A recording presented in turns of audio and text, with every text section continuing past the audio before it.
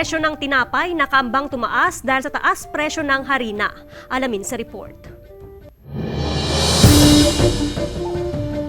Setyembre nung nakarang taon ang huling pagtaas ng presyo ng tinapay sa panaderyang ito sa Mangaldan, Pangasinan. May abiso naman daw sa kanilang mga suki. Sa ngayon ho kasi matumal na kaya tiyaga-tiyaga na lang po. Pero pinag-iisipan pa raw nila kung muli silang magtataas ng presyo dahil sa muling pagpalo ng presyo ng harina na pangunahing sangkap sa paggawa ng tinapay. May paron kasi tayong note na increases ng flour noong January 12, 2022. So, kung tumaas yung flour as the main raw materials for bread, posible na magkakaroon din ng pag-increase ng presyo ng tinapay.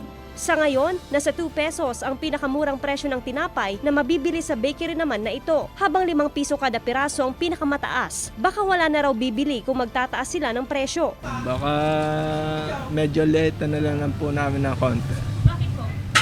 Kasi mahal po ng harina eh. Dagdag ng Department of Trade and Industry, tanging harina lamang ang bagyang tumaas ang presyo. Stable naman ang presyo ng gatas at asukal na pangunahing sangkap din sa paggawa ng tinapay. Yung reason bakit nagtaas yung presyo ng harina ay dahil doon sa patuloy na pagtaas ng oil price natin at saka yung increase also in the price of wheat in the world market. Kasama si Jing Dakanay, Joan Punsoy, Balitang Miyanan.